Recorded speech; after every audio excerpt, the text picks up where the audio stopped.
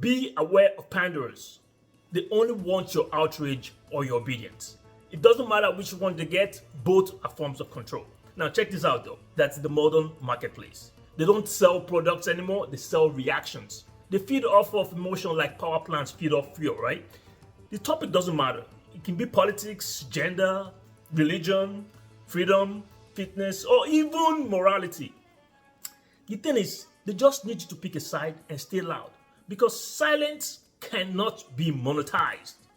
Here's the trick. Outrage looks like passion, so you think you are participating, but you are performing and they are cashing in. Because every time you argue online, you share a headline you did not read or repost something that made you mad. Someone in an office gets a bonus. They call it engagement, you call it expression, but it's really extraction.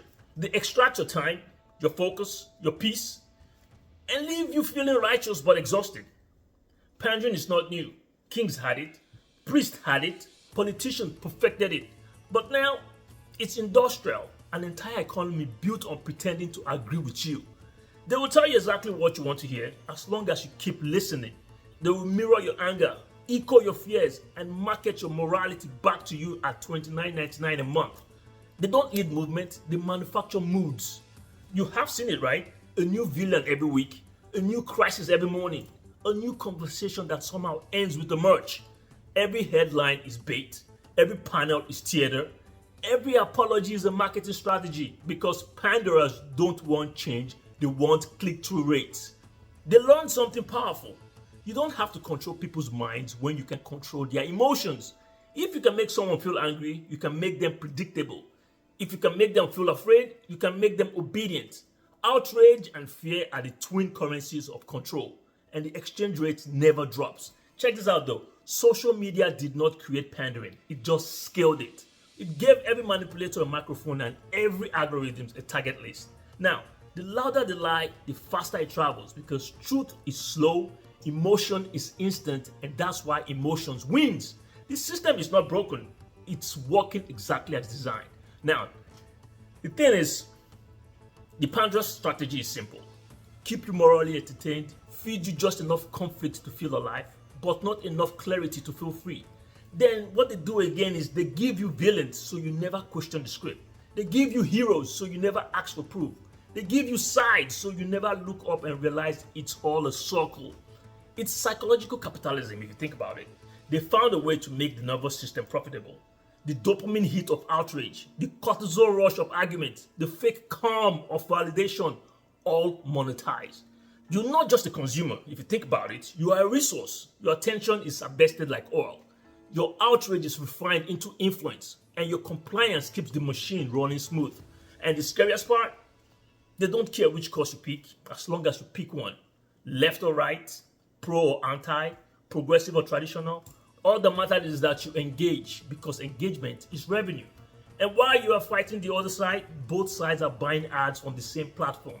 Because we are living in an age of emotional outsourcing, right? People don't form beliefs anymore. They rent them from influencers. It's easier that way because thinking is heavy, reacting is light. That's how pandering works, right? It flatters your intelligence while hijacking your instincts. It makes you feel informed without ever being challenged. You don't grow, you just echo. The irony? Panderers pretend to empower you. They talk about independence while building dependency. They feed you slogans about authenticity while copying each other's content. They say, use your voice. They teach you which voice are allowed. It's not empowerment, it's emotional farming. Here's the psychology behind it though. The human brain craves certainty. It hates confusion. So when someone confidently tells you what's right or wrong, you feel relief, not reason.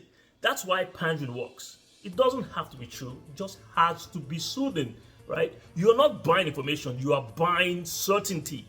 That's why you will notice every panderer talks the same. They sound passionate but safe, rebellious but approved. They mimic moral clarity, but morality without self-awareness is just theater, right? And the audience keeps clapping because outrage feels like purpose. The economy of pandering doesn't end with media.